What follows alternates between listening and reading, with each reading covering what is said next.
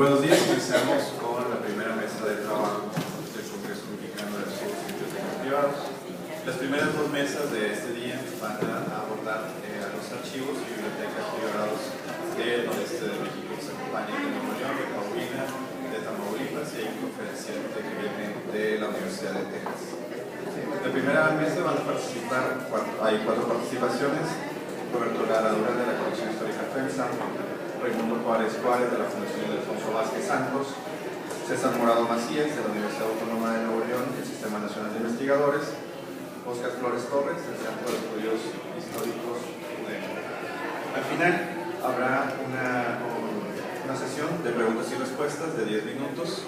En sus legajos, en sus folders, se les dio unas hojitas para que ustedes puedan escribir las preguntas.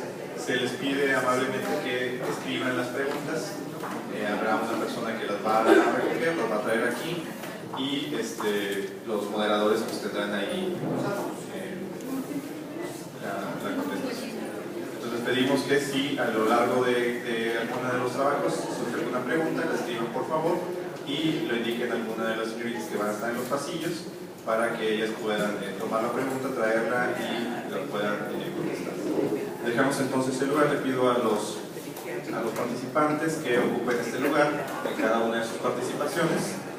Se pongan aquí de pie. Va a estar Alejandra Marroquina ayudándonos con las diapositivas. Ustedes les pedimos por favor que le indiquen en qué momento mover cada una de las plantillas y que ocupen este lugar para hacer su exposición. Cuentan con 20 minutos para exponer su tema. La primera participación está a cargo del licenciado Roberto Lara Durán. Él es historiador de formación, actualmente es analista de administración y administrador de la colección histórica del Grupo FEMSA y profesor nivel medio superior en las asignaturas de Humanidades y Sociales. Él nos va a exponer la ponencia titulada La importancia de la conservación de la historia empresarial en México, la colección histórica FEMSA.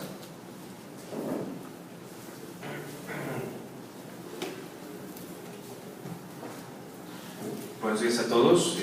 Antes que cualquier cosa quiero agradecer a ustedes primeramente por tomarse el tiempo de venir y presenciar este ciclo de exposiciones, ¿verdad? Y también a la MAPAC y al Centro de Estudios Superiores por hacernos partícipes de este evento.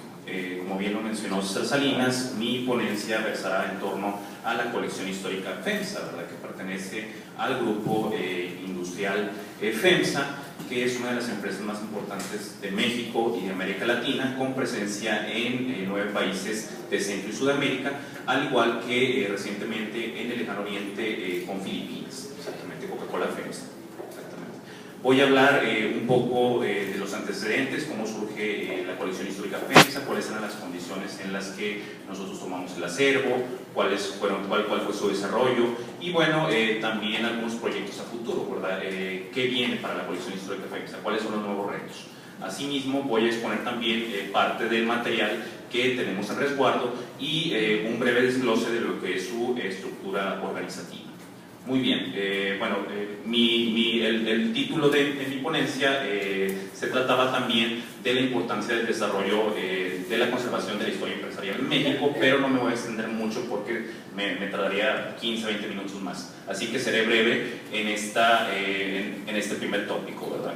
El rol de la industria en la conformación de las sociedades contemporáneas es sin lugar a dudas inestimable. En la dinámica de las sociedades posteriores a la revolución industrial, específicamente desde que James Watt inventa la máquina de vapor, el elemento fabril es clave para comprender a las sociedades en sus diversas vertientes, ¿verdad? Desde la política, la economía, la sociedad, la cultura, etcétera, ¿verdad? También podemos a través de ella comprender desde procesos macro, como los periodos de bonanza económica que tiene un país, así como las debacles económicas, las guerras, hasta procesos micro como el imaginario colectivo de una sociedad, ¿verdad? O sea, cómo la gente se comporta, lo que piensa, lo que consume, su ideología, etcétera, ¿verdad? Exactamente. Y bueno, el tema industrial es un centro de gravedad de muchos estudios económicos a lo largo y ancho del planeta, ¿verdad?, en términos historiográficos. En México, bueno, la industrialización a gran escala inicia a finales del Porfiriato, específicamente en la Ciudad de México, pero particularmente aquí en Monterrey. E inicia aquí en Monterrey con la empresa madre precisamente de FEMSA, ¿verdad?, que fue la Cervecería Cuauhtémoc. La Cervecería Cuauhtémoc se funda el 8 de noviembre de 1890 y si bien es cierto que la producción de cerveza, bueno, data desde inicios de la época colonial, la Cervecería Cuauhtémoc fue la primera en introducir tecnologías de punta, en utilizar la mano de obra masivamente y en extender su radio de distribución de sus productos. Exactamente. Bueno, también la cervecería, aparte de su antigüedad, ha sido pionera de diversas iniciativas en el campo educativo, social y cultural que han trascendido los años y son parte de la geografía tangible e intangible de Nuevo León. Aquí en Nuevo León, hablar de la Cervecería Cuauhtémoc es hablar de industria, es hablar de cuestiones educativas, de preocupación por la sociedad, etcétera, mucho más allá de la simple generación de valor económico. Cervecería Cuauhtémoc, bueno, en este caso también fue célebre porque se le conoce como una empresa creadora de empresas, ¿verdad? Cervecería Cuauhtémoc desde los años 20 hasta los años 60 se fue diversificando y erigiendo diversas industrias que respondían a las necesidades de insumos y distribución. Un ejemplo de ello lo podemos encontrar en la fundación de Fábricas Monterrey, sociedad anónima, de Malta, fábricas de cartón Titán, de Graforregia e incluso algunas razones sociales que actualmente pues ya no tienen relación con la compañía, como por ejemplo Ojalate y Lámina, sociedad anónima que surge en los años 40 y que responde a la demanda de acero laminado que era imposible importar de Estados Unidos a causa de las necesidades de este país durante la Segunda Guerra Mundial específicamente. Bueno, estas fábricas surgen precisamente en base a esta necesidad, pero en los años 30 la cervecería se ve sobrepasada en el manejo administrativo y en el control de las operaciones de todas estas fábricas de insumos. Y es aquí precisamente cuando surge el primer holding o compañía tenedora en México que se conoció como Valores Industriales Sociedad Anónima, que es origen de lo que hoy es FEMSA, ¿verdad? Esta es una razón social creada por don Eugenio Garzazada y por don Roberto Garzazada con la asesoría del licenciado Manuel Gómez Morín. Se hacen por ahí los arreglos respectivos con el gobierno y bueno, en este caso aquí estamos hablando de una cuestión innovadora en el campo administrativo en el país. Y durante los siguientes 30-40 años, bueno, pues Valores Industriales fue expandiendo el radio de sus operaciones y fundando más fábricas hasta que en los años 80 se crea finalmente Fomento Económico Mexicano, que es el actual FEMSA, ¿verdad?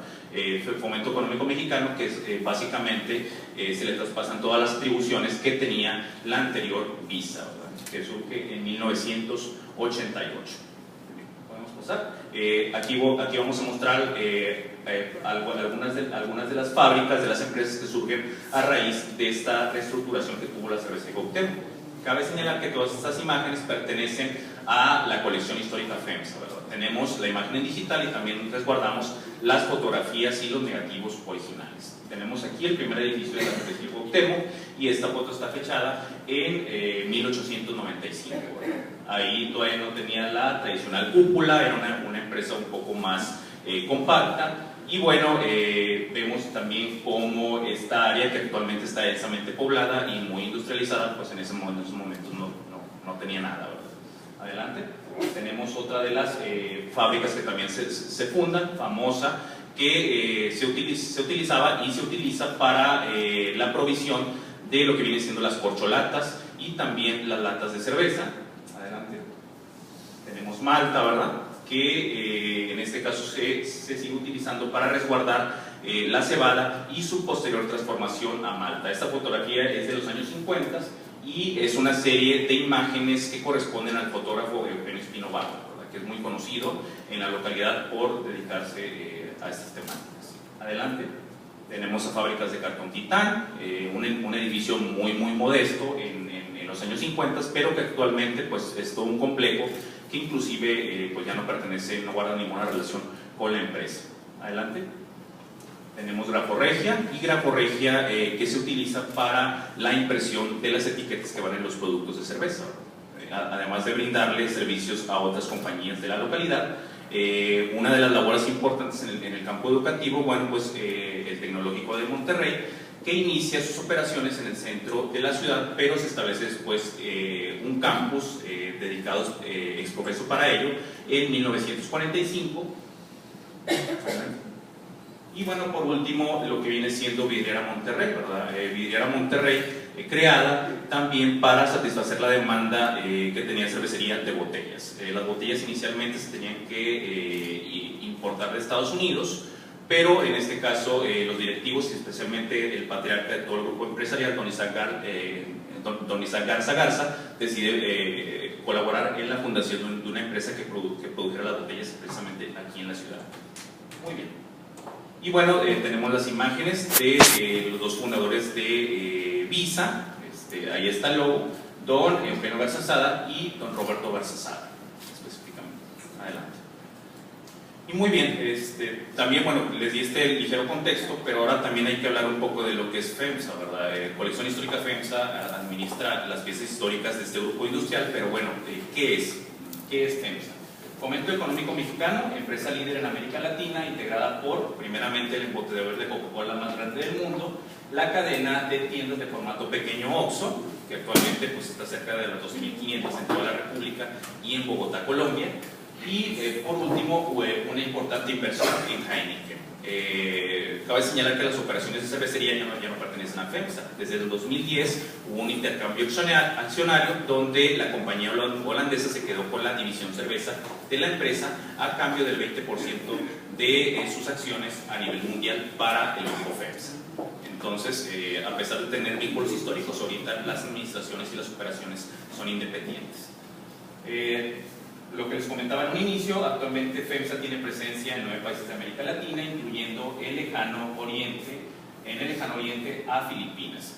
Y en la última viñeta puse algo que es importantísimo para la empresa y que siempre la ha distinguido desde su fundación hace más de 124 años, ¿verdad? Que es la generación simultánea de valor económico, social y ambiental. Desde un inicio, nuestros fundadores se dieron cuenta de que una empresa que solamente generaba dinero, pero que no se preocupara por la sociedad y el cuidado del medio ambiente, no era sustentable.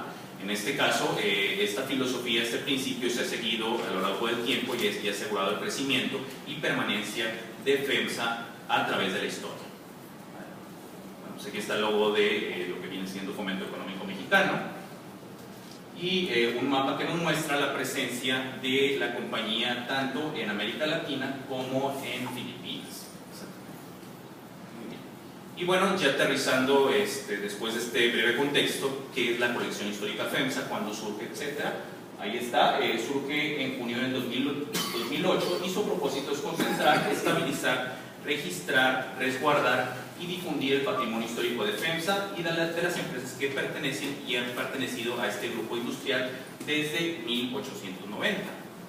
La colección histórica FEMSA, cabe señalar, no es el esfuerzo de mi jefe o de mí particularmente, sino que es un esfuerzo conjunto que se ha construido a través del tiempo. Y bueno, un esfuerzo de directivos, de colaboradores en activo, de jubilados que resguardan piezas, fotografías en sus casas y nos las han confiado, de las familias Garza Lagüera y Fernández Garza, de coleccionistas privados, porque también nosotros verificamos con ellos si tienen alguna pieza que pueda ser de relevancia para nuestra colección, y bueno, pues del personal operativo, que en este caso es mi jefe directo, Luis Quiroz, que desgraciadamente no pudo estar en esta sesión, y un servidor. Adelante. Y bueno, ¿cuáles fueron los primeros retos que tuvimos al hacernos cargo de las operaciones de colección histórica? Pues primeramente que no existía una colección histórica como tal. Existían acervos, existían oficinas, departamentos donde había diferentes elementos en cajas, en el suelo, resguardados bajo pésimas condiciones, que nos dimos a la tarea de empezar a recopilar y concentrar en un solo lugar, ¿verdad? Otro de los problemas en un principio, y que está sumamente ligado en esto, fue que los repositorios de elementos históricos estaban en muy mal estado, y que ahorita en la siguiente diapositiva lo vamos a ver. Nos encontramos primeramente que todos estos elementos históricos tenían polvo, estaban sobre el suelo, en cajas ya incluso podridas, estaban revueltos, no tenían ningún tipo de clasificación. Entonces prácticamente empezamos de cero a organizar el archivo. Por otra parte, definición de una estructura organizativa para un acervo con tipología material muy heterogénea. Platicando con César Salinas, yo le comentaba que nosotros particularmente tuvimos muchos problemas al organizarlo, porque el acervo no es nada más de documentos, sino también hay botellas, hay latas, hay corcholatas, hay fotografías, hay inclusive cajas fuertes, diplomas. Entonces, ¿cómo vamos a meter todo ese material tan diverso en una estructura lógica, ¿verdad? Y bueno, pues con el tiempo fuimos ahí delineando y perfeccionando ese sistema organizativo que ahorita les voy a presentar. Y por último, y esto es importantísimo, el convencimiento de la plantilla directiva de las necesidades de colección histórica FEMSA y también de su utilidad para la empresa, ¿verdad? En un inicio, el presupuesto designado a colección histórica FEMSA era muy limitado, solamente para pagar al personal operativo que estaba directamente a cargo de las labores y para comprar uno que otro elemento de conservación, pero realmente se necesitaba una fuerte inversión para rescatar todo este tipo de material que actualmente, gracias a Dios y gracias al esfuerzo de mi jefe Luis Quiroz y en particular, bueno, pues lo tenemos. Muy bien, adelante. Esta era el estado en que se encontraba la colección histórica FEMSA en el 2008, que era lo que les comentaba, ¿verdad? Los elementos revueltos en una bodega olvidada de cervecería Cuauhtémoc, donde hay botellas en el piso con tierra, hay humedad, hay negativos, etc. Este fue el acervo que nos fue entregado y que nosotros procedimos a estabilizar. Y bueno, pues aquí están parte de nuestra colección de botellas, ¿verdad? Que ahorita el comparativo es increíble a lo que actualmente tenemos. Muy bien. Bueno, hoy en día, ya en 2014, FEMSA es un acervo privado, cabe señalar, no está abierto al público y solamente se tiene acceso mediante cierto protocolo, que quien esté interesado con gusto se los puedo compartir. Y bueno, que es parte de los activos reputacionales que posee la compañía en el ámbito de la cultura, conformado por más de 35,000 piezas de la más diversa tipología. Otro de los activos culturales importantes de la empresa viene siendo la colección de arte, la colección FEMSA, y la Bienal Monterrey FEMSA, ¿verdad? Que es un concurso de arte que premia los nuevos talentos artísticos a nivel nacional y latinoamericano. Además del rescate de la historia de la compañía, bueno, colección histórica da servicios informativos, gráficos, logísticos y de asesorías a diversas áreas de la empresa que lo solicitan. Muchas veces el Cervecería Cuauhtémoc nos escribe y nos presenta una petición donde requieren diseños de etiquetas de la cerveza Sol de los años 30 o 40. Bueno, pues nosotros las tenemos y eso sirve para actualizar sus campañas de marketing y demás, ¿verdad? Es un ejemplo, hay muchísimos que, bueno, pues ahorita no nos va a dar tiempo para citarlo, ¿verdad? Además, bueno, damos servicios a instancias culturales externas y particulares con intereses académicos, ¿verdad? Llegan muchos investigadores con temáticas relacionadas a la historia industrial, damos asesoría, damos fotografías y, bueno, pues apoyamos para que sus proyectos lleguen a buen fin. También otra de las actividades que tenemos es el desarrollo de investigaciones y que pues particularmente me gusta mucho investigar, y al momento, y esta es una actividad nueva, tenemos dos investigaciones ya hechas. La primera que tiene que ver con cómo la cervecería Cuauhtémoc enfrentó el periodo de la Revolución Mexicana, donde estuvo a punto de desaparecer, y bueno, cómo negociaron los directivos con los carrancistas y las diversas facciones revolucionarias para seguir adelante con sus operaciones. Y el otro, bueno, pues tiene que ver con PISA, con el primer holding en México, un estudio ahí particularizado y apoyado bibliográficamente con el texto de la doctora Gabriela Recio, que es un texto muy rico en este periodo. Y bueno, también la CEPO participa permanentemente en espacios virtuales y físicos en pro de la difusión de la historia y valores de la compañía. Tenemos varios espacios virtuales al interior de la empresa, como wallpaper, como pantallas digitales, como mailings, o sea, correos electrónicos, donde les damos a los colaboradores algo de nuestra historia, y también un espacio de exhibición permanente que se encuentra ubicado en el edificio Fundadores de la Cervecería Cuauhtémoc, donde se exhiben elementos de la colección. Bueno, luego de la colección histórica FEMSA, y este es el estado actual de la colección histórica, donde todavía los trabajos de estabilización y resguardo siguen adelante. Esto pues es muchísimo, muy diferente a lo que se tenía en un principio, ¿verdad? Con cuadros, con fotografías y demás, con sus respectivas protecciones. Adelante. Y este es el espacio permanente que, como les comentaba, tenemos habilitado en la cervecería Cuauhtémoc, ¿verdad? Si tienen oportunidad de visitarlo, los días que estén aquí en Monterrey, con gusto yo puedo ser su guía y explicarles un poco más de la historia de la compañía en este lugar.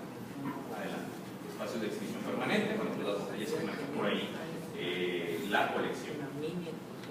Un poco de la estructura que tiene la colección FEMSA en la actualidad, en términos genéricos, está conformada por 7 fondos que tienen que ver precisamente con las operaciones de la compañía, pero también con unas cuestiones culturales y también algo que un material que es de reserva, ¿verdad? Que pertenece a la familia Fernández Garza o Garza Lagüera y que está totalmente restringido, que nosotros estabilizamos. Adelante. Tenemos, tenemos de fondo Coca-Cola FEMSA, que tiene que ver con el embotellado de los productos de Coca-Cola en México y Latinoamérica. FEMSA Comercio, que son los Oxxos, la historia de esta cadena de tiendas. FEMSA Negocios Estratégicos, lo que tiene que ver con la distribución de los productos. Inversiones Cerveza, lo que comentaba de Heineken Internacional. FEMSA Corporativo, todo lo que se da al interior del corporativo FEMSA, los comunicados, los correos, etcétera. Proyectos culturales que tienen que ver con varias cuestiones como la Bienal Monterrey FEMSA, la colección FEMSA y el Museo de Monterrey, además que también tenemos una sección especial para ello. Y por último, las cuestiones de reserva, que como les digo, este material está totalmente restringido a la consulta general. Muy bien. Y bueno, de estos fondos se desprenden respectivamente ciertas secciones de fondo que tienen que ver con la tipología de los materiales. Tenemos el fondo, la sección de fondo audiovisual, documentación, imágenes, manufacturas empresariales, tecnologías y medios de producción y misceláneo.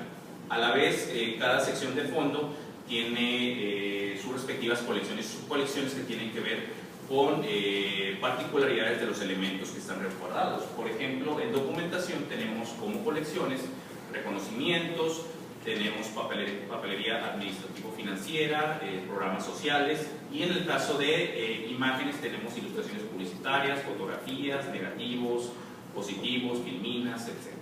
Tenemos una gran cantidad de clasificaciones todavía por apuntar. Adelante. Grosso modo también, aquí está la estructura organizativa del acervo, partiendo de las operaciones de la empresa y bueno, ya poco a poco particularizamos. Y bueno, ¿qué viene para la colección histórica FEMSA? ¿Cuáles son los proyectos a futuro? Las necesidades que se deben paliar. Bueno, pues ahí tenemos primeramente desarrollar proyectos editoriales relativos al surgimiento y desarrollo de las unidades de negocio Coca-Cola FEMSA y FEMSA Comercio. Actualmente la mayor parte del acervo que tenemos tiene que ver con Cervecería Cuauhtémoc, una empresa madre completamente de las operaciones de fomento económico mexicano, pero también es importante desarrollar otras unidades que son de más reciente creación. Por ejemplo, Coca-Cola FEMSA, que se crea en los años 70, las primeras concesiones para el embotellado se dan en esa época, y también FEMSA Comercio con los Oxxos, cuya primera sucursal abre en 1978. Entonces es historia más reciente que es necesario, como dicen por ahí, aventamos un clavado en eso. Tenemos también gestionar la participación de colección histórica FEMSA en actividades culturales locales y nacionales, y hasta el momento, bueno, pues hemos tenido una participación en el Día del Patrimonio de Nuevo León en marzo de este mismo año, y si todo sigue viento en popa, también la tendremos en el siguiente año. Tenemos también elaborar un protocolo que permita un acceso menos restringido del público general al acervo. Como les comentaba ahorita, para acceder a colección histórica FEMSA, ustedes me deben de presentar un oficio que detalle cuáles son los fines de la visita, que se comprometan a dar los créditos a colección histórica, y ese oficio tiene que pasar por diversas manos. O sea, no es decisión mía, no es una decisión de mi jefe, sino que la decisión corre a cargo de los altos directivos de la empresa. Por otra parte, difundir el acervo en los países y regiones en que FEMSA tiene operaciones, y por último, y pues que esto nos atañe a todos, ¿verdad?, gestionar mayor presupuesto, pero sobre todo contratación de más personal operativo. En Y en este caso, Colección Histórica FEMSA, el personal operativo son solamente 2 personas. Entonces nos hace falta un poco más de presupuesto y más personal para atender las necesidades de la sede. Y bueno, tenemos aquí algo del material que está resguardado por la información histórica. Tenemos aquí, esto tiene que ver con la adquisición de Pan American Beverage Company, que se da en el año 2003 y permite que FEMSA tenga presencia en Centro y Sudamérica, específicamente Coca-Cola FEMSA. Adelante, tenemos una botella de los años 70 de Coca-Cola, embotellada por FEMSA. Adelante. Tenemos una imagen de los Oxxos antiguos, ¿verdad? De las primeras tiendas Oxxos, los primeros logos. Adelante. Un llavero que es conmemorativo del 25 aniversario de la cadena comercial, y estas imágenes que están relacionadas a la cervecería, ¿verdad? Tenemos aquí algunas marcas que fueron premiadas en la Exposición Universal de San Luis de Missouri en el año de 1904. Un boceto publicitario de la marca Tecate, y es impresionante porque esto está totalmente hecho a mano, es de finales de los años 40. Y adelante. Finalmente, pues la colección de botellas de la primera marca que tuvo la compañía, que fue la cerveza Carta Blanca. Adelante. Tenemos de proyectos culturales, material de la Bienal Monterrey FEMSA, la primera junta directiva del Museo de Monterrey, donde aparece pues por ahí don Alejandro Garza Lagüera y doña Rosario Garza Sada, exactamente.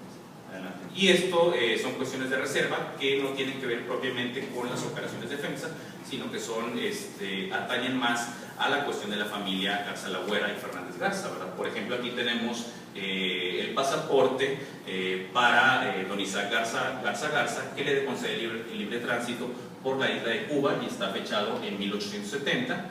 Y finalmente, adelante, tenemos por ejemplo un recuerdo de lo que fueron las bodas de oro de don Eugenio Garza Sada con su esposa doña Consuelo Lagüera, fechado en mayo de 1971.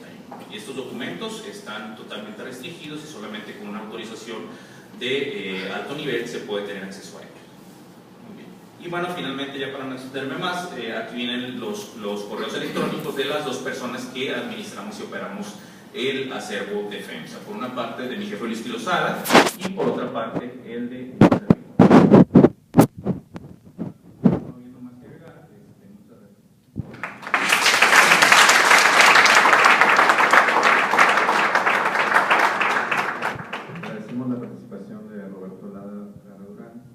Y les recordamos, si tienen alguna pregunta las pueden ir escribiendo y al final va a haber un espacio para preguntas y respuestas. Y a nombre de la organización también agradecemos a Roberto Lara y a Luis Quirozada por el gran apoyo que nos han dado a Colección FEMSA a la organización de este evento desde el principio. Por favor, hacerlas extensivas a Luis Quirozada, que no pudo asistir. Nuestra siguiente participación es Raimundo Juárez Juárez, de la Fundación Dr. Ildefonso Vázquez Santos, con su ponencia titulada Revaloración del impacto social de las bibliotecas de archivos privados a través del aprendizaje significativo en el caso del programa México Lindo y Querido. Raimundo Juárez es bibliotecario, promotor cultural, licenciado en bibliotecología por la Facultad de Filosofía y Letras de la Universidad Autónoma de Nuevo León.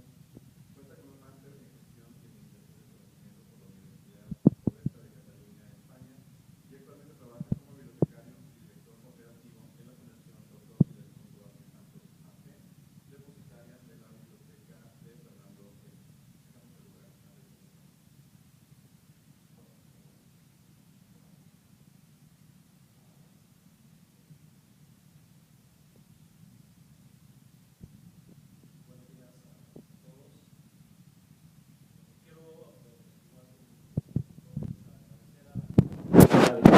archivos y bibliotecas privadas, así como al Centro Eugenio Garza Sada por esta invitación, y sobre todo a Enrique, lo dejamos así como Enrique nada más, sobre todo por atreverse a hacer este evento fuera de la República Mexicana. El centralismo de la cultura no solamente está en el Distrito Federal. Hoy en día Monterrey es un polo cultural y no es comercial. Seguramente acá en el orden, quienes vienen de fuera encontrarán cosas muy interesantes, como las que a continuación voy a mencionar. Me voy a centrar en platicarles un poco sobre lo que está haciendo la Fundación Dr. Ildefonso Vázquez Santos. Sin embargo, daré una pincelada de lo que es la Fundación para quienes no la conocen. Hoy en día hay muchos archivos y muchos de ellos parece que son desconocidos. Hay personas que son poseedoras de estos, pero difícilmente los dan a conocer. Los mismos investigadores y quienes nos encontramos en los archivos no tenemos ni idea de lo que podemos encontrar en estos recintos. Para eso es importante la organización, la investigación, la interpretación y la difusión. Sin esto, creo que de nada sirve que tengamos archivos interesantes. Una biblioteca o un archivo no se mide por la cantidad de documentos que ésta tenga. Muchas veces comentamos construir bibliotecas, tener archivos grandes, enormes. Lo que importa es la calidad de la información que puedan tener estos. Y precisamente es una de las características de los archivos, en los cuales podemos encontrar un simple timbre, una fotografía, un telegrama, una carta, una simple nota que va a ser el eslabón o nos va a ayudar a interpretar algo muy importante.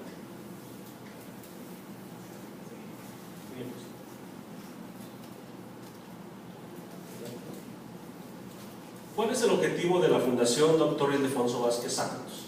Contribuir a la preservación, el estudio, la promoción, la difusión y el disfrute del patrimonio cultural en su dimensión de base esencial de las identidades mexicanas, de la cohesión social, del mejoramiento de las condiciones de vida y del desarrollo humano de las comunidades de México. Esta fundación es de reciente creación y abre sus puertas precisamente a finales del 2011 con la apertura de un personaje del periodismo y de la cultura en México.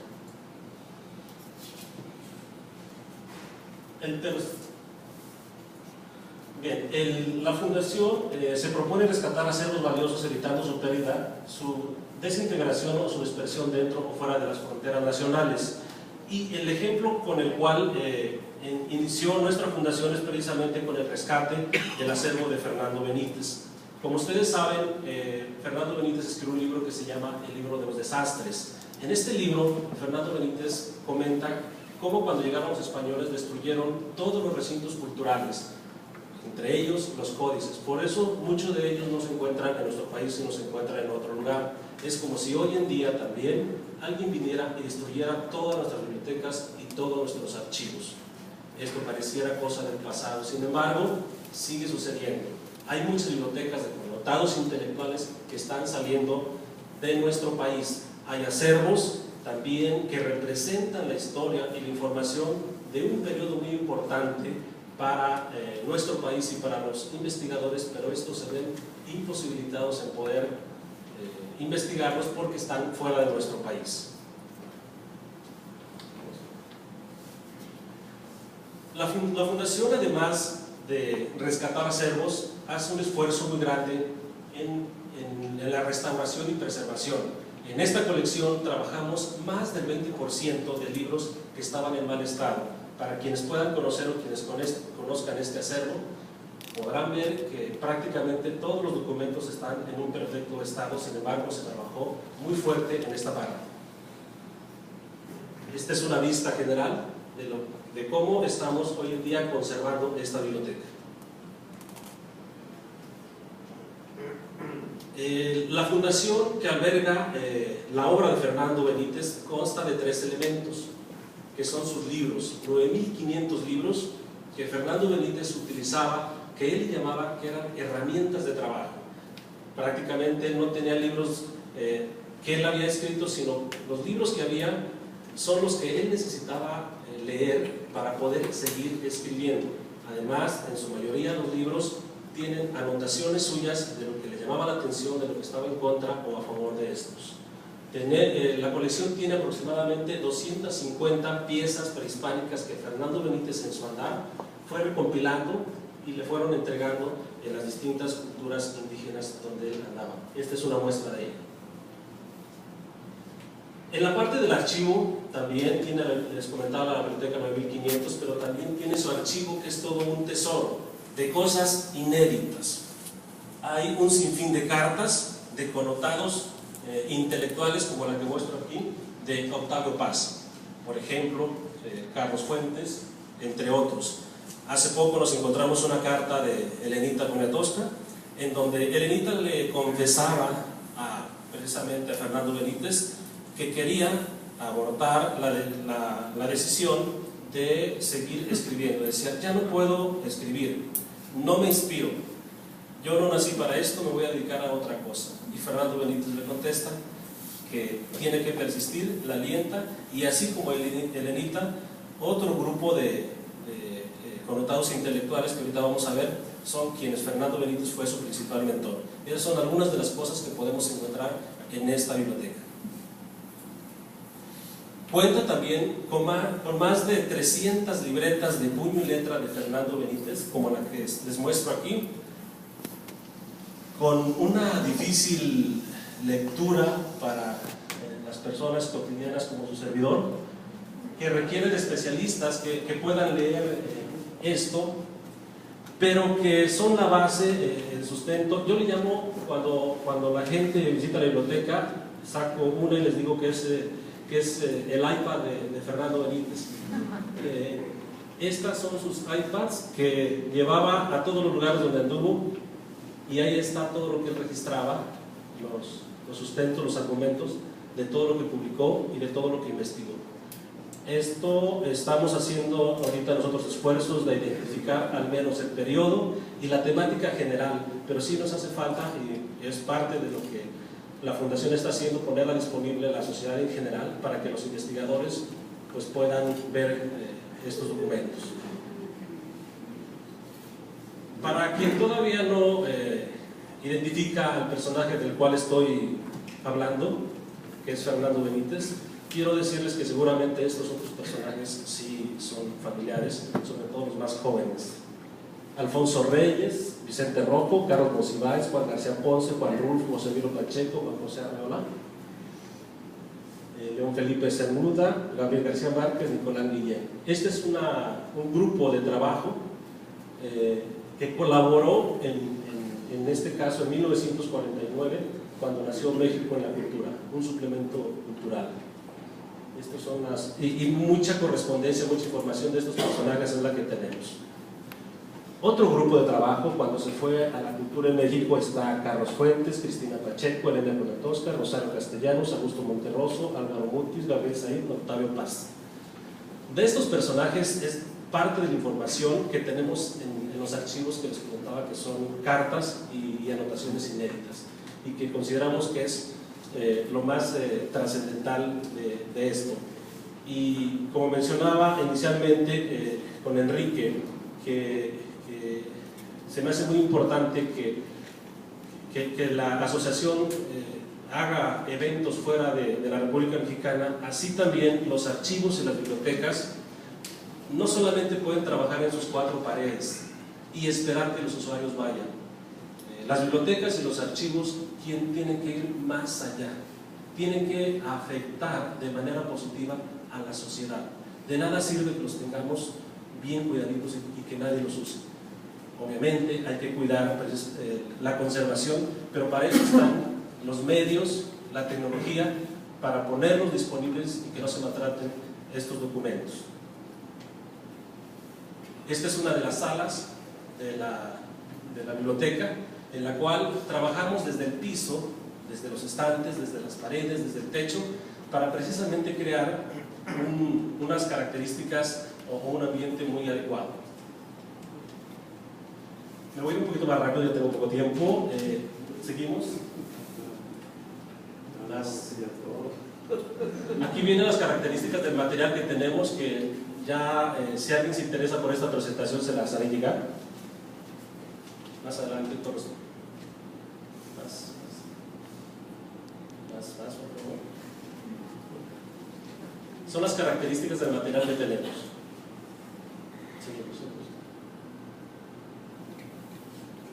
Es parte del archivo,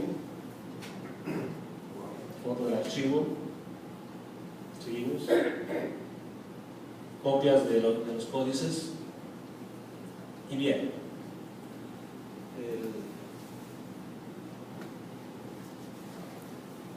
además de darles una pequeña introducción de lo que hacemos, de lo que tenemos, queremos explicarles lo que estamos haciendo. Esta biblioteca, en principio, por las imágenes que ustedes vieron, pareciera que va a un público muy selecto, muy conocedor, muy especializado. Sin embargo, no es así. A través del constructivismo y el aprendizaje significativo, estamos haciendo una serie de actividades que consideramos que estamos apoyando y ayudando a que los niños comprendan parte de este pasaje cultural.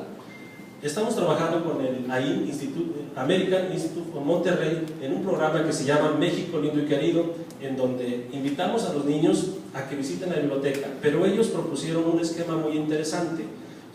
Ahorita son 3 campus, pero inicialmente eran 2 campus donde participan 600 alumnos. Estos 600 alumnos compiten para ser ganadores y tener el derecho de ir a esta biblioteca. Hacen una serie de investigaciones y presentan trabajos, y solamente de los 600 quedan como ganadores 25 de primaria y 25 de secundaria.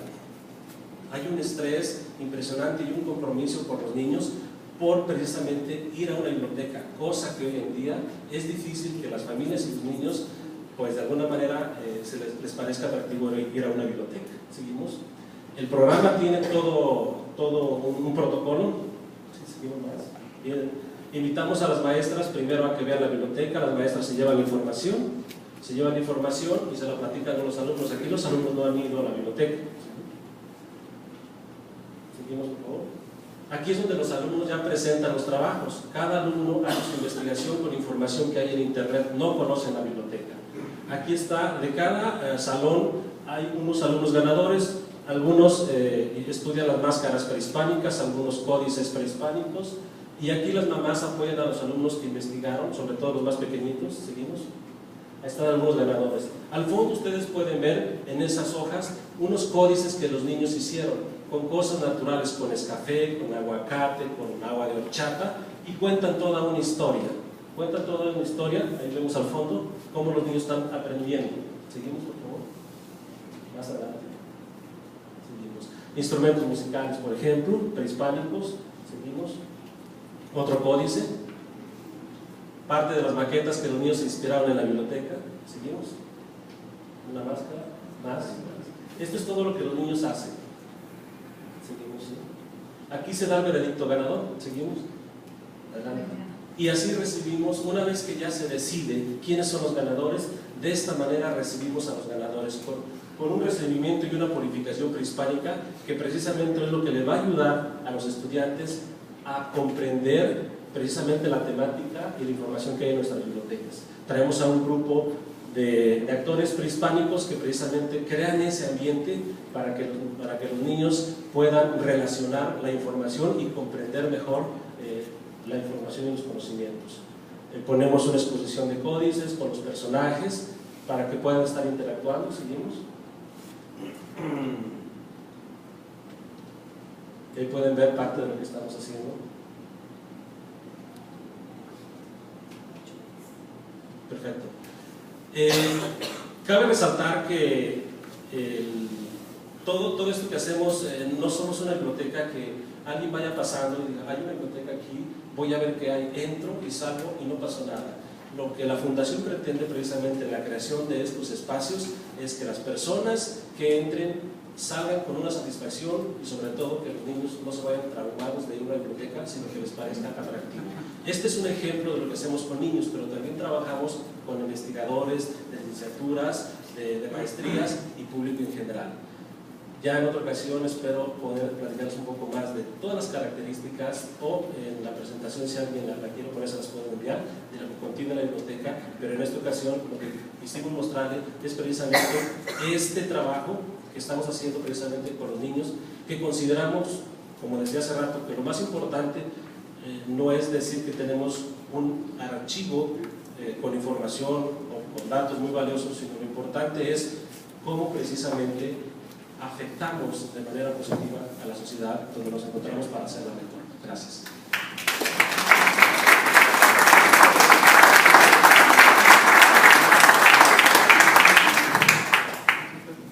Agradecemos la participación de Raimundo Juárez. Ha sido un trabajo impresionante de su institución, y la Biblioteca Benítez es un ejemplo de las bibliotecas que pudieron haber salido del país y que se resguardó, y qué bueno que fue en Monterrey.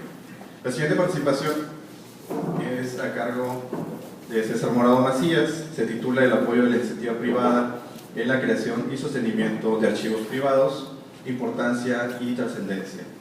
César Morado es doctor en Ciencias Sociales por la Universidad de Guadalajara, es autor de varios libros sobre historia de Monterrey y es catedrático de la Universidad Autónoma de Nuevo León y el Tecnológico de Nuevo León.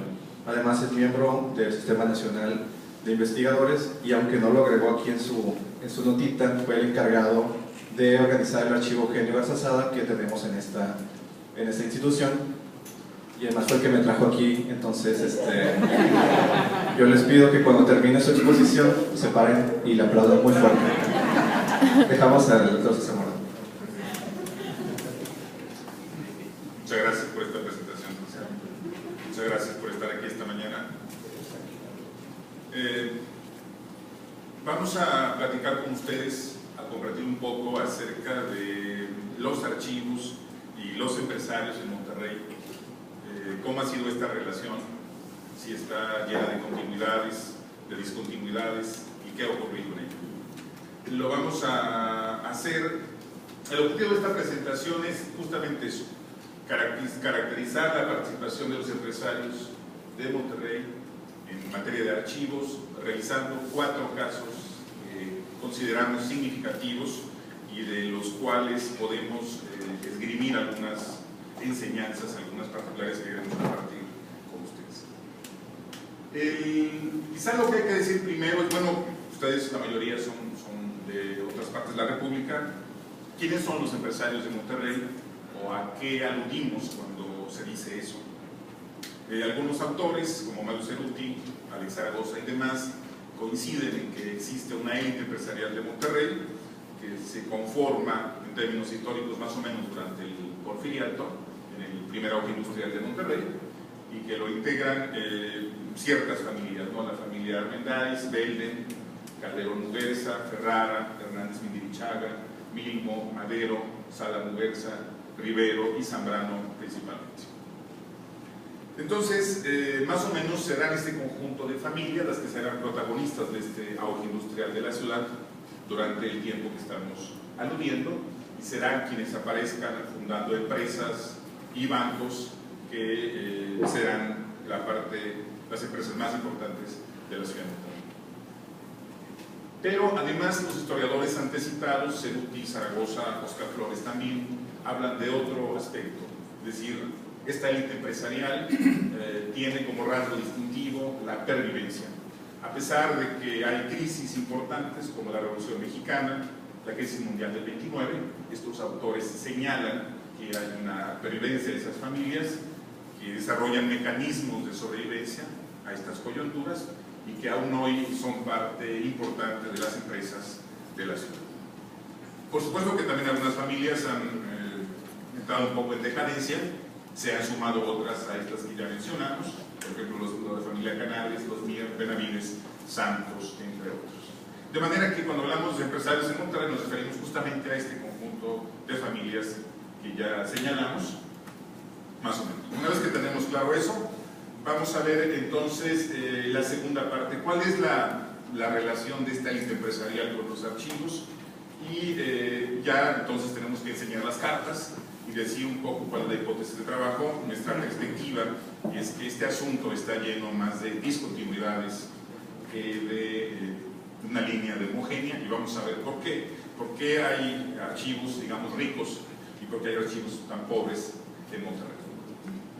Vamos entonces a platicar un poco yendo a algunos casos que nos parecen significativos. El caso 1 es el caso del archivo de Santiago Vidaurri. Santiago Vidaurri, quizá ustedes conocen, es un político mexicano del siglo XIX, originario de Lampazos, de Naranjo, Nuevo León, de la parte norte, pero que se construye a sí mismo como líder político de una región que hoy se conoce como el noreste mexicano, logra unir a Coahuila a Nuevo León, gobierna ambas entidades durante 8 años, entre 1856 a 1864, y es un caudillo regional de los típicos que tenemos en América Latina en el siglo XIX. Es decir, es el político que pone a Monterrey en el mapa político de la vida nacional. El asunto es que Santiago Vidaurri, en la parte final de su carrera, a pesar de que 30 años trabaja, digamos, por las mejores causas nacionales, si estas son el liberalismo, las guerras de construcción nacional, pero finalmente en la parte final de su vida se adhiere al imperio de Maximiliano, es fusilado como traidor en la Ciudad de México. Entonces, su hija se casa con Patricio Milmo, un próspero empresario, miembro de la familia Milmo, que ya comentamos, y en ese momento Patricio Milmo va a ser, quizá para algunos investigadores, entre ellos Mario Ceruti, el empresario más importante de Monterrey durante el Porfiriato. Es de origen irlandés, una nieta de Patricio Milmo, Laura Milmo Finman, se casa con Emilio Azcárraga Vidaurri. Bueno, hasta ahí más o menos vamos bien. Santiago Vidaurri, familia Milmo, y ahora ¿qué pasa? La familia Milmo funda una casa, es Patricio Milmo Sucesores, con banco aquí en Monterrey y en la vecina Ciudad de Laredo, y durante la revolución el gobierno federal de la correvolución incauta el banco y incauta también un par de castañas con documentos de Santiago Vidaurri. Habían estado ocultos, habían estado en secreto, nadie conocía esta documentación, son un par de castañas. Cuando Hacienda, que interviene el banco para su liquidación, se da cuenta de que hay documentos históricos, dice, bueno, pues entonces entra la gente del gobierno de Nuevo León y el gobierno de Nuevo León hace una argumentación, pide en propiedad al gobierno federal esos documentos, argumentando el interés histórico. Evidentemente ello genera un conflicto bastante fuerte con la familia Milmo, y por eso creo que esta relación a veces empezamos con discontinuidades. Hay un pleito muy fuerte por esta propiedad de los documentos. Los bienes incautados son muchísimos, bueno, muchos, digamos en importancia histórica. Es correspondencia de Santiago Vidaurri con el presidente Benito Juárez, Ignacio Comonfort, Juan Álvarez y una serie de caudillos de la vida política regional. La familia Milmo se ampara, pierde el amparo, se va el asunto a la Suprema Corte de Justicia de la Nación, y la Corte en los años 30 falla en contra de la familia Milmo, es decir, falla en favor del gobierno del Estado, y los documentos del archivo Vidaurri están ahora en el Archivo Histórico de Nuevo León, en el Parque Fundidora, son documentos públicos. Y bueno, no son poquitos documentos, para que tengan una idea de volumen, son 17.500 cartas de puño y letra redactados por estos personajes de la vida política nacional. Evidentemente, ello fue un conflicto importante en los años 30. Entonces, como verán, esta historia no empieza precisamente de manera muy armoniosa, sino marcada por el conflicto. Entonces, esos documentos ahí quedaron los originales, ya están ahora digitalizados y disponibles al público, pero fue un asunto que marcó el tema aquí en Monterrey. Vamos a pasar a un segundo asunto. El archivo de la Fundidora Monterrey. Como ustedes saben, Fundidora Monterrey es fundada hacia 1900, el 5 de mayo de 1900. Es la primera cirúrgica integral en América Latina. Y ahí está, entre otros, metido como inversionista Vicente Ferrara, otro miembro de la élite empresarial de Monterrey. Entonces, la inversión es muy alta para la época, $10 millones, y la empresa funcionó como empresa privada de 1900 hasta el año 77, en que el gobierno la estatiza y operó 9 años únicamente la empresa, la cierra el gobierno federal en el 86. Y bueno, evidentemente pues aquí tenemos otro archivo muy importante, un archivo empresarial que debería ser de primer mundo y que debería estar abierto, automatizado, disponible a todos. Pero ¿qué pasa? Pues otra vez entra el escenario de los contextos Y para muchos el archivo de fundidora es simplemente, digo, para la clase empresarial, pues es un monumento a la capacidad destructiva del Estado de la iniciativa empresarial. Para la gente de izquierda es todo lo contrario. Para la izquierda, pues, ¿para qué preocuparse por fundidora si es el archivo de... Bueno, pero la gente de izquierda piensa que esto es el monumento al neoliberalismo, al cadáver. Entonces, por una parte ni otra se da consenso para poder rescatar este archivo. Vamos a ver entonces qué es lo que pasa con el archivo de fundidora. Es un archivo federal de entrada. Entonces lo que ocurre es que se hace un convenio de comodato entre el Archivo General de la Nación y el Fideicomiso Parque Fundidora para administrar este archivo, para la preservación, custodia, organización, difusión de este importante material, que no es un archivo pequeño, es un archivo de más de 1000 metros de documentación. Y sin embargo, a lo largo de 26 años han existido varias tentativas de organización, tanto públicas como privadas, y lamentablemente hay que informar que el saldo no es para nada positivo. Nosotros pensamos que el archivo de fundidora es un ejemplo de lo que no hay que hacer en materia de archivos en México. Es vergonzoso, pero así es, y no tenemos por qué ocultarlo, sino compartirlo con ustedes para ver qué podemos hacer entre todos como sociedad.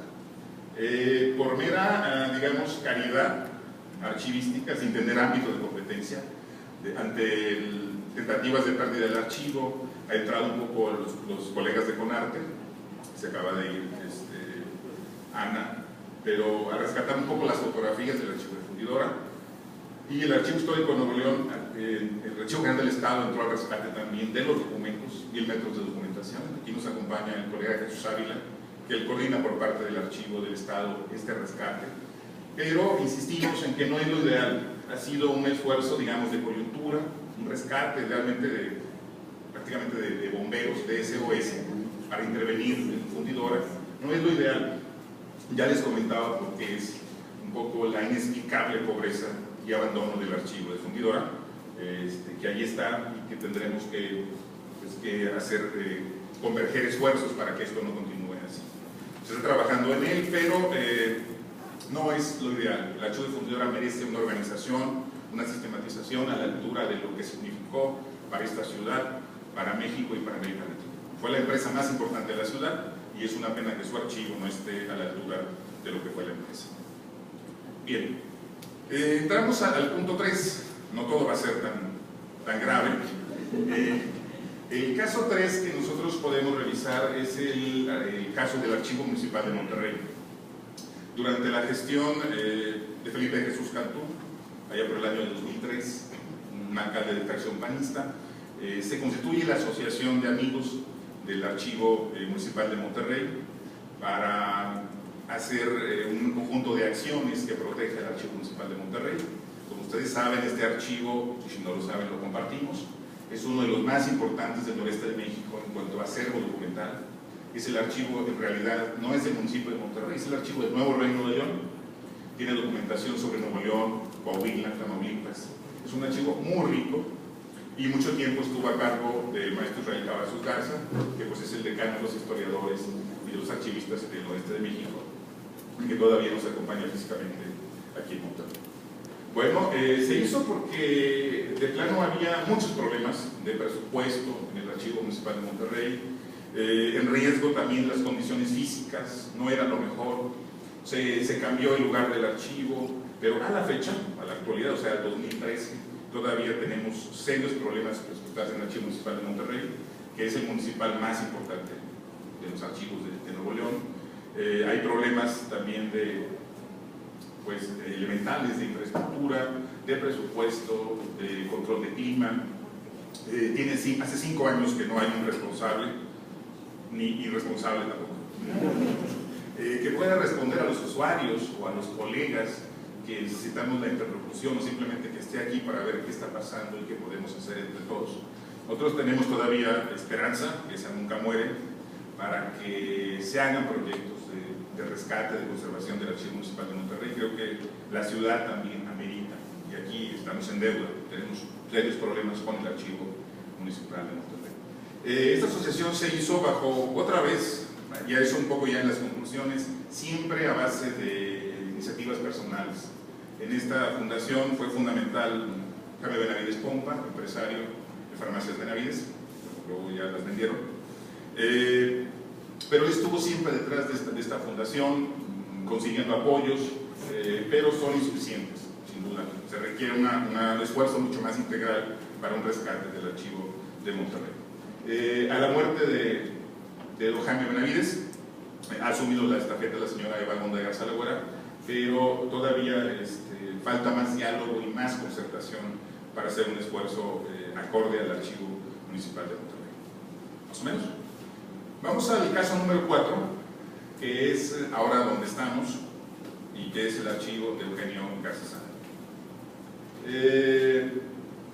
En el año 2012, los descendientes de la familia, don David, Consuelo, Alejandro, doña Alicia, los 4 hijos, deciden rescatar la casa donde estamos ahora, que perteneció al empresario donde él vivió, y entonces es un proyecto significativo y sin precedentes en la ciudad de Monterrey. ¿Qué había pasado? Bueno, los historiadores y los accionistas pensamos que ya se había perdido el archivo de Eugenio en el tiempo, se había perdido en esta confrontación tan violenta que tuvimos en la ciudad también en algunos momentos, en los años 70, y pensamos que ya jamás tendríamos los papeles de don Eugenio con nosotros para los investigadores del futuro.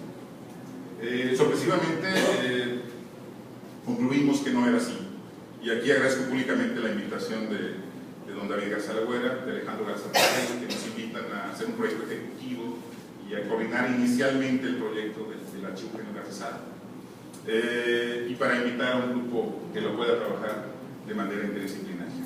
Entonces se llega a esta casa, obviamente está abandonada desde hace mucho tiempo, y desde el polvo y desde muchas cosas que ustedes se pueden imaginar, pues se fueron armando lo que es hoy el archivo Eugenio Garza Sada. Y también, al igual que la colección FEMSA, afortunadamente no eran únicamente documentos, eran también objetos, eran mapas, planos, fotografías de la vida de don Eugenio y su trayectoria. Este es un archivo de empresario, no es un archivo de empresa, y de ahí también lo interesante. Por ejemplo, quizá de lo más significativo que se rescató es la biblioteca personal de don Eugenio, que tiene incluso anotaciones de sus libros, y ahí pues aparece el hombre, ¿no? Esa biblioteca refleja a don Eugenio el ingeniero, el hombre con libros de orientación católica, y también, por supuesto, Eugenio Garza Sada, el anticomunista, que siempre fue un hombre más pues, congruente con sus ideas, de manera que también se documentaba sobre cómo argumentar contra sus rivales ideológicos. Tenemos también, se localizaron objetos personales de don Eugenio, me refiero a cosas, medallas, lentes, diplomas, relojes, de altísimo valor histórico, que pues también están resguardados como parte de esta casa y como parte del archivo Eugenio Garza Sada. Pero también un material fotográfico único, que quizá más adelante les puedan compartir, un material inédito. Ustedes saben que Eugenio nunca se dejaba fotografiar, por muchas razones, entre otras por la modestia, de manera que aquí tenemos muchas fotografías de su historia familiar, de los días de campo, que son realmente una mina para los investigadores del futuro. Seguimos, de manera que nos parece muy significativo este rescate. Son 100.000 imágenes, porque el archivo ya ha sido digitalizado, también automatizado, y creo que es algo muy importante para Monterrey, para México. Entre otros hallazgos están los planos originales de la casa que estamos viendo ahora, bueno, ahora reconstruida, pero se encontraron los planos que hizo Herbert Ring hacia 1920 cuando traza esta casa. De manera que esos documentos han sido base para la restauración que ustedes están viendo esta mañana. Nosotros creemos que este rescate del archivo de Garza Sada puede ser inspirador para que otros empresarios de Monterrey también se animen a entrarle a este proyecto de rescatar documentos de empresa y también del empresario. ¿Qué podemos decir entonces? Aquí estamos viendo una imagen del estado. Vamos a... Hemos visto 4 casos significativos, si ustedes me siguieron un poco. Primero vimos el caso del archivo Vidaurri, luego de la familia Milmo, luego vimos el caso de Fundidora Monterrey, finalmente el Archivo Municipal de Monterrey y ahora el Centro de Estudios Eugenio Garcesana. Son 4 casos muy distintos, pero el saldo no es el más positivo que quisiéramos, y reitero, el asunto no está lleno de continuidades, sino de muchas rupturas. Vamos a ver lo siguiente. ¿Por qué creemos que pasa esto? Bueno, yo creo que también no podemos ser inocentes en nuestra visión de los archivos. Finalmente los archivos constituyen la memoria de una ciudad, finalmente constituyen lo que debemos recordar y lo que debemos olvidar. Y también debemos considerar que el Estado, y todos los estados del mundo, pues hacen un esfuerzo por controlar la memoria y controlar lo que se debe recordar y lo que se debe olvidar. Y creo que en ese caso los archivos privados pues son la visión alternativa, son la otra historia, casi siempre son una especie de contrahistoria o otra mirada. Entonces, en el caso de Monterrey, una ciudad marcada a veces por este choque tan fuerte, hay que decirlo, entre un proyecto de desarrollo capitalista y otro de orientación socialista, hemos tenido choques violentos muy fuertes en algunos momentos de la historia, en los años 30, en los años 70, y los archivos pues son también la expresión de esa sociedad, lamentablemente a veces llenas de continuidades, a veces también con conflictos muy fuertes. De manera que eso nos explica por qué tenemos en Monterrey archivos muy bien montados, como este que celebramos, o como el de que ustedes acaban de ver hace un rato, el archivo de Fernando Benítez, que es un lujo, ¿no? Vieron la estantería, vieron digamos, la majestuosidad con la que está montado este archivo, lo van a conocer ustedes. Y eso que Benítez era un hombre de izquierda, cosas de la vida, y acabó en San Pedro García, una casa monumental. Y en cambio, Fundidora, que era de la familia Prieto y que era el archivo, la casa más importante de la ciudad, acabó con un archivo pobre, pobrísimo, abandonado, proletario, pues, allá en el Parque Fundidora. De manera que queríamos un poco compartirles eso. No hay un panorama homogéneo, esto no va a terminar tampoco mañana, ni siquiera porque lo comentemos aquí, pero sí invitamos a todos ustedes a que nos llevemos un poco esa reflexión de que este es el caso de Monterrey. Seguramente en sus lugares también pasan cosas similares. Hay mucho por hacer todavía en materia de archivos privados y hay mucho todavía por hacer. No sé si alguien se ha planteado eso, si la MAPAC o el archivo también tendrá en algún momento la idea de disputar el control de la memoria. Eso ahí está. Pero vamos a tener que hacer muchos esfuerzos por rescatar los archivos que tenemos y los que vienen. Yo agradezco mucho la invitación y aquí gracias.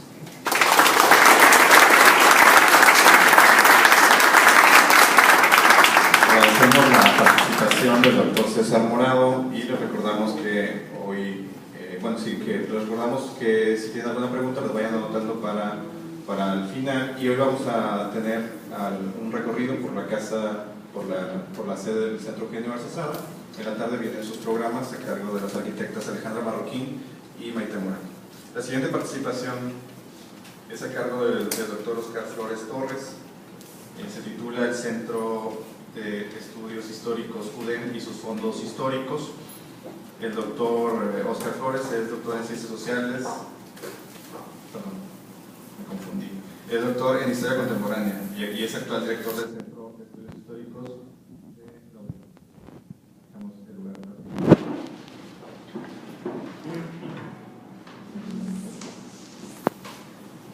Bien, antes que nada agradezco la invitación por participar en este evento y mostrar lo que sería por parte de nosotros lo que sería pues el rescate de algunos de los archivos privados con apoyo empresarial. Guillermo, el Centro de Estudios Históricos de la Universidad fue creado en el año 2006 para fomentar precisamente el estudio y el rescate de la documentación histórica que se tiene en nuestro entorno, ¿no? Es iniciado realmente el antecedente inmediato que podríamos decir estuvo en el crecimiento de la misma Universidad de Monterrey, la cual cumple ahora 45 años, y empezó a expandirse rápidamente, creando nuevos edificios y demás. No existía un edificio de rectoría y las unidades administrativas se encontraban totalmente dispersas, a lo cual cuando se hace el edificio de rectoría de la universidad, todas las dependencias administrativas empezaron pues a tirar toda la documentación de la misma universidad, ¿no? Pues son papeles viejos, estos son de, no sé, 20, 30, 40 años administrativamente hablando. Yo como administrador de la institución me llamaban y yo iba a recoger todos estos papeles del basurero, realmente, de los diferentes basureros de la universidad, apoyado con algunos profesores conscientes y también con algunos estudiantes. Finalmente logramos concentrar una buena cantidad de documentación de la universidad, particularmente la colección fotográfica, que son más de 17.000 fotografías desde la fundación de la ciudad, fotográfica en papel, que sería hasta el año 2000 o algo así, de la fundación de la universidad, de eventos y demás. Posteriormente, con esa gran cantidad de documentación que la teníamos guardados en diferentes lugares, recibimos de parte del empresario, don Guillermo Zambrano, aquí presente, un apoyo de una documentación que se hizo a través del historiador Michel Antochip, de una recolección de información que se tenía en alrededor de 11 archivos españoles referentes a todo lo que sería el norte de México, el sur de los Estados Unidos. Es así como se crea el Centro de Estudios Históricos y se crea la entidad dentro de la institución con la finalidad pues, de ir resguardando la información que poseía la institución. Claro, las líneas de investigación del centro están relacionadas con el siglo XIX y siglo XX, pero también una línea importante sería toda la documentación de finales del siglo XVI hasta principios del siglo XIX, de esta documentación que se recabó por parte del historiador Antochip y que tenemos en la universidad, ¿no? Particularmente más de 100 imágenes, reproducciones en alta definición de planos sobre el noreste de México de esta época y Texas, claro. Y bueno, al grado de que, como ya lo había también mencionado César, hubo un decreto a nivel estatal para crear este patrimonio histórico-cultural de Nuevo León, y la documentación, el centro en particular y la documentación también fueron incorporados a este patrimonio estatal. El centro pues contiene estos fondos, particularmente 9 definidos, de la UDEM, por supuesto, que rescatamos, como les acabo de decir, de los basureros de la misma institución, que contiene miles de fotografías desde la fundación, y ahí encontramos también fotografías de importantes empresarios, grupos empresariales, personas interesadas en la educación. Esta es una de las ciudades que inició desde hace muchos años, no solamente con el Tecnológico Monterrey, sino posteriormente con instituciones educativas privadas, las cuales ya tienen gran importancia a nivel no solo nacional, sino internacional. Así que tenemos esto sobre la universidad, así como todo aquello que son revistas de la propia institución, cuadernos, diarios o periódicos estudiantiles y demás que logramos rescatar. Esta sería una de las imágenes. En el caso de la universidad, de la historia de la universidad, tenemos a Milo Garzazada, que había sido presidente del consejo de la Universidad de Monterrey, y lo que sería el proyecto en 1981 de lo que sería el campus. La universidad estaba antes de este año distribuida en 4 o 5 casas en diferentes lugares de la ciudad, edificios pequeños. Finalmente se hizo el campus esta época. Tenemos imágenes desde que estaban en las diferentes instancias o escuelas distribuidas en toda el área metropolitana, pero también a partir de la creación de lo que sería el campus. Bueno, estas son las fotografías, algunas fotografías también de lo que tenemos sobre la universidad, fotografías ya actuales sobre el Centro Roberto Garza Sada, sobre lo que es el campus. Tenemos algunos otros como los hermanos Flores Magón y demás, pero los fondos podríamos dividirlos en estos: colección de mapas urbanos, 106 en formato digital, los cuales son de la colección de Alto Chip, 13 rollos de microfilm con más de 7,000 imágenes que se nos fueron entregadas en su momento y que actualmente ya las tenemos digitalizadas. Eran rollos que finalmente ya pasamos a digitalización de todos estos archivos: el Archivo Histórico Nacional de Madrid, el Museo Naval, el Histórico Militar, Geográfico del Ejército, del Palacio Real, del Archivo General de Simancas, la virtual Miguel de Cervantes y por supuesto la Real Academia de Historia. Todos estos documentos relacionados con el noreste de México y el sur de Estados Unidos y Texas. Este es uno de los ejemplos de las imágenes que tenemos, de las mapas. Este viene siendo el norte de México, y donde encontramos pues el río Pano, provincia de Texas, como aparece acá arriba.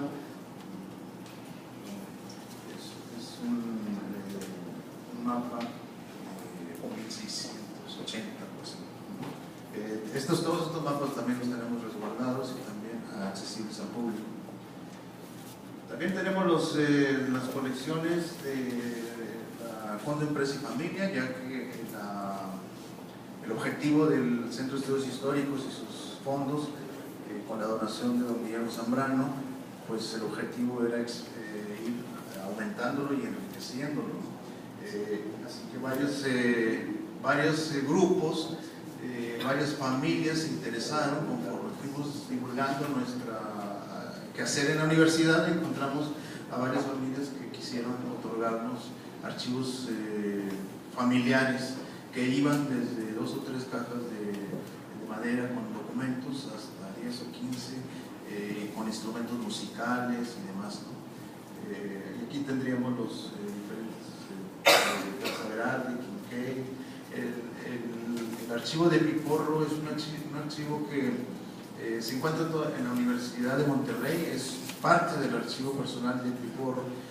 Se hizo una conmemoración sobre su trayectoria ya una vez que había muerto, y la familia donó una gran cantidad de objetos personales, películas, pósters, manuscritos de Piporro, y fueron expuestos en la universidad durante 2 semanas, y al ser retirados la misma familia, hablamos con ella y nos dijeron que nos podemos quedar con él.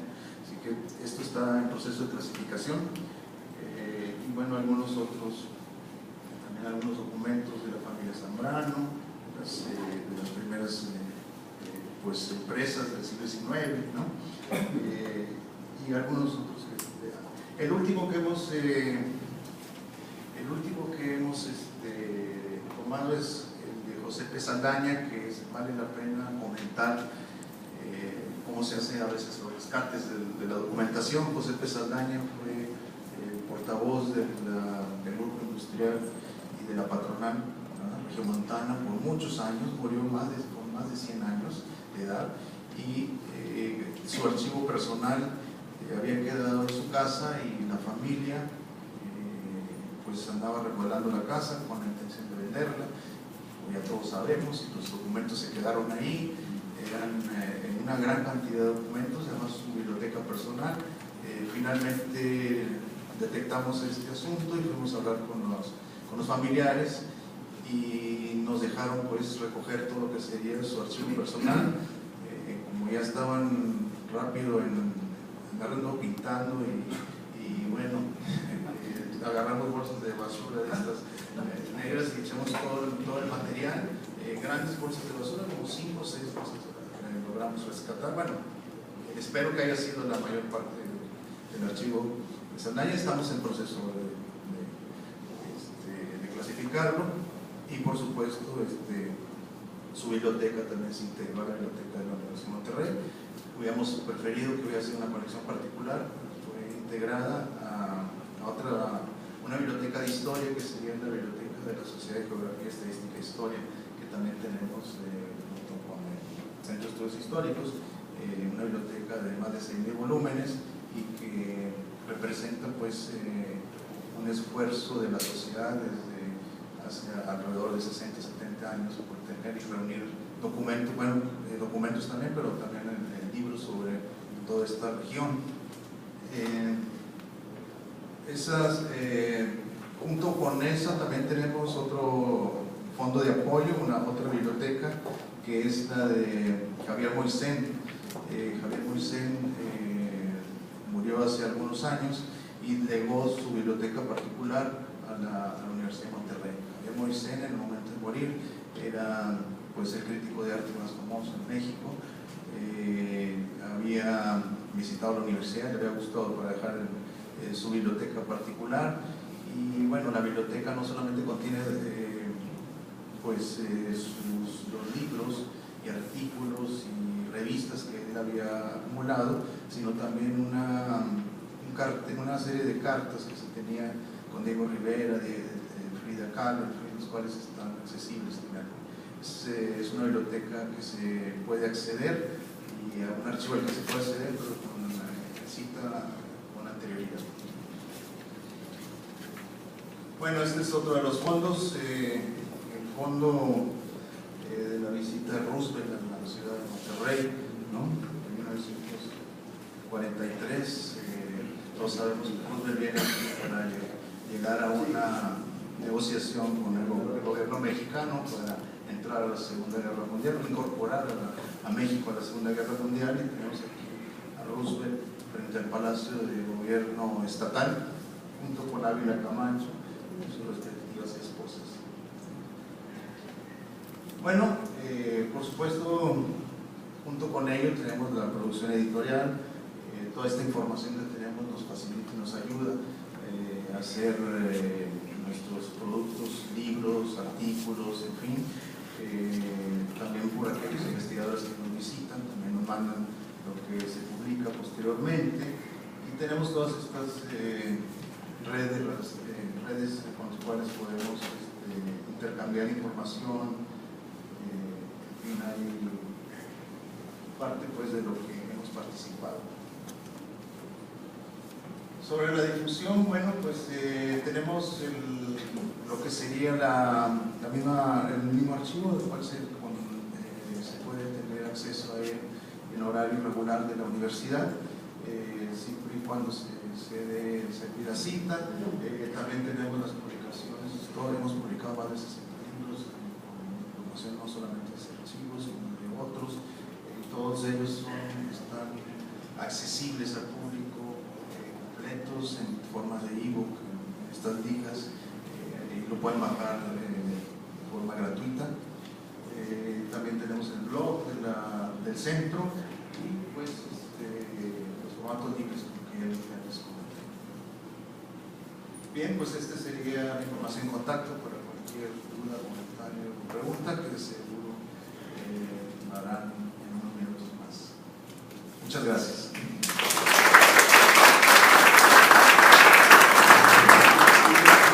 Agradecemos la participación del doctor Óscar Flores, y vamos a abrir un espacio para preguntas y respuestas. En los pasillos están dos de nuestro staff. Iliana, está Verónica. Ellas, si gustan ustedes hacer alguna pregunta, tienen alguna papeleta, por favor pasárselas a ellas y traerlo para acá.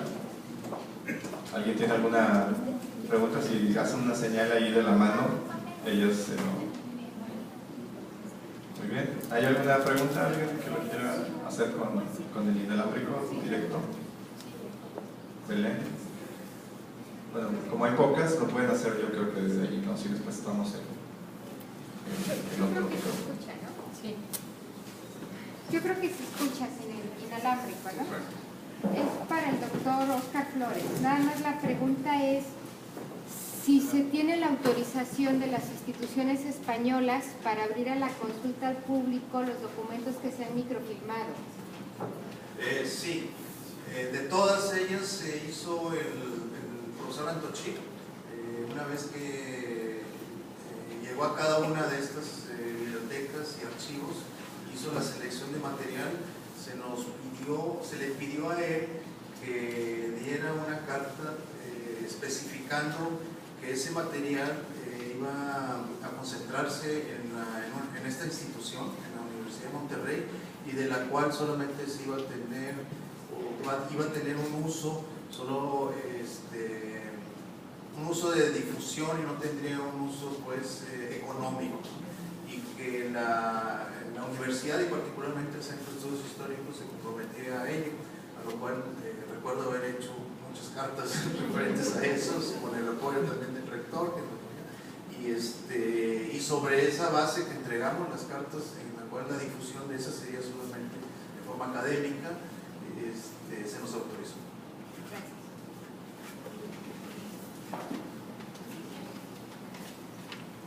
Es para toda la mesa.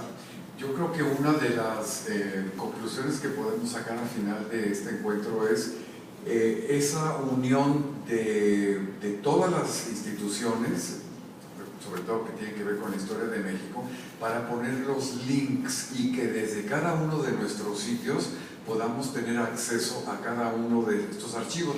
A mí me parece asombroso lo que se dijo ahora, yo no lo conocía, todo este rescate maravilloso de archivos y de la historia de México.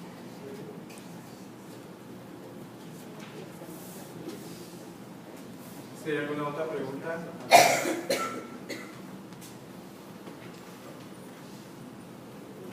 Gracias. Y bueno, y en el caso del archivo generalizado, donde estamos ahora, el trabajo operativo estuvo a cargo de César Salinas, que está aquí a la derecha. Actualmente la administradora es Alejandra Marroquín, que está a la izquierda. Don David siempre pidió que fuera gente de primerísimo nivel, interdisciplinario del equipo, historiadores, arquitectos, además que fueran guapos y... Pero no conseguimos a nadie. El lado femenino se logró nomás. Entonces, la verdad que en Monterrey se están haciendo cosas como se pudieron dar cuenta. Antes esto estaba peor, esto era un desastre. Hace 20 años no existían estos proyectos, ni en la UDEM, ni en el de Garzazada, ni en la Fundación. Esto era un desierto. Lo digo, pues, bueno, pues que no han hecho la gran cosa. Es que comparen con lo que había antes. Sí. El avance es muchísimo. Falta todavía mucho por hacer en muchos lados, pero ya hay avances. En realidad, uno se asombra de repente de ver proyectos como el de Garzazada, como el de la Fundación Benítez. Es una maravilla, ojalá pudieran ir a verla. Hay poco tiempo en la agenda, pero la verdad, vienen cosas buenas y ya hay cosas buenas, ojalá vengan mejores. Muy bien. Agradecemos entonces la participación de Alejandra Marroquín, el doctor Oscar Flores, el doctor César Morado, el maestro Raimundo Juárez y Roberto Lara. Se tituló precisamente, como decía el doctor Manuel Ramos, el doctor César Morado, al Congreso como los esfuerzos en el rescate de archivos y bibliotecas privados, precisamente porque lo fácil es no hacer nada, o sea, lo económico, como decía aquí, lo económico es desecharlo, es tirarlo, es mandarlo a una bodega, es ignorarlo, es venderlo. Lo común es olvidar, resguardar o hacer un esfuerzo en el rescate de un archivo, una biblioteca requiere conciencia social, requiere una cultura muy sensible, una responsabilidad, requiere de parte de los que lo organizan y de los que los financian pasión, entrega y compromiso, que es difícil de encontrar. La IP tiene un rol muy importante, como lo vimos aquí en la mesa, y en Monterrey han financiado muchos de estos proyectos, como lo hemos visto. El patrimonio que conocemos nosotros actualmente es pues gracias a este tipo de esfuerzos. Todo archivo y biblioteca privado es un esfuerzo, es particularmente eso. Yo creo que todos aquí lo tenemos muy claro. Es un esfuerzo económico, un esfuerzo de trabajo, un esfuerzo de convencer a patrocinadores, un esfuerzo de difundir la cultura, un esfuerzo por producir, un esfuerzo por investigar, un esfuerzo por no olvidar. Yo creo que eso es digamos, para forma de conclusión de la mesa. Yo creo que todos aquí lo hemos vivido muy de cerca y lo continuaremos haciendo. Pasamos a un receso de 10 minutos para continuar antes de la otra mesa.